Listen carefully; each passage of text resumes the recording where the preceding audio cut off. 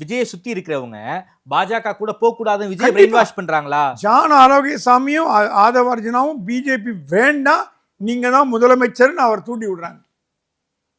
நீங்க தான் அடுத்த முதலமைச்சர், 100-200 சீட்டு உங்களுக்கு வரும்.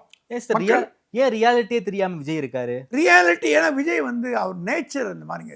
அவர் ரொம்ப இன்ட்ரோவர்ட். அவர் சார் நியூஸ் கூட பார்க்க மாட்டார், எல்லாரோடையும் பேச மாட்டார், பழக மாட்டார், ஹலோ ஹலோ சொல்லிட்டு இது ஒரு மிக்ஸ்டு ஒரு ஃப்ரெண்ட்லி பர்சன் இல்ல சார். அதை தப்பான மனுஷன் சொல்ல மாட்டேன் சார். நம்ம அவருடைய குணத்தை பத்தி நாம பேசல.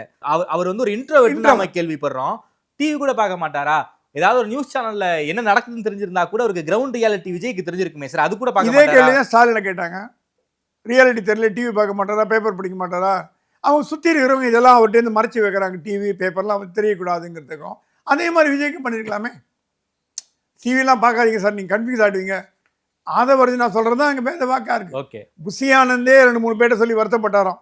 என்னால் தாங்க முடியலைங்க, இவங்க தொல்லை பெரிய, நாங்கள்லாம் கட்சியில் 30 வருஷமாக ரசிகர் மன்றத்தில் இருந்தோம், இவங்க 2 பேர் நாசம் பண்ணுறாங்கன்னு விஜயை பற்றி ரொம்ப வருத்தப்பட்டு பேசியிருக்கார் இவர் புஷி ஆனந்த். விஜயை கண்ட்ரோல் பண்ணக்கூடிய எலிமெண்ட்டை பாஜக ஒதுக்கி வைக்கணும்னு பார்க்குறது, அது ஒதுக்க முடியல, இன்னி வரைக்கும் ஒதுக்க முடியல. ஓகே, பவர்ஃபுல் பாஜகவாலே முடியல. அவங்க மார்டின் வழியாக ட்ரை பண்ணாங்க, அவர் வழியாக ட்ரை பண்ணாங்க, சிபிஐ ட்ரை பண்ணாங்க.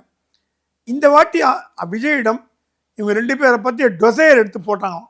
ஒரு அதிகாரி, ஒரு முக்கியமான அதிகாரி ஒருத்தர் இருந்திருக்கார், மத்திய அரசாங்க அதிகாரி எடுத்து போட்டாராம்.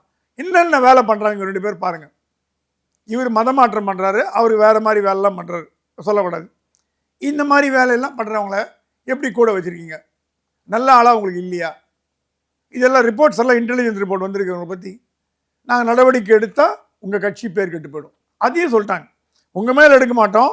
அவங்க 2 பேரில் மேலே ஒருத்தர் நடவடிக்கை எடுக்கக்கூடிய லெவலில் தான் இருக்கார். எப்போ வேணால் நடவடிக்கை எடுக்கலாம்.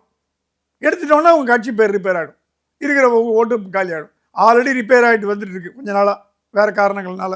அதனால் வேண்டாம், நீங்கள் பேசாமல் எங்கள் கூட வந்துடுங்க, நாங்கள் ப்ரொடெக்ட் பண்ணுறோம்.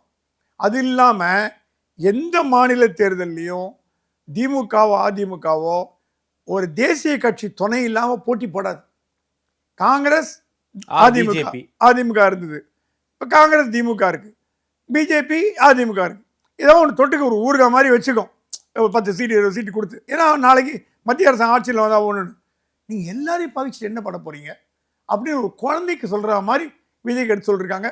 விஜய் சொன்னோன்னா ஐ கன்சிடர், அவர் ஒன்றும் சொல்லலையா, ஐ கன்சிடர் ஐ திங்க் அப்படின்னு சொல்லிட்டு வந்துட்டு அவரும் ரொம்ப கிளவராக வெளியில் வந்துட்டார்.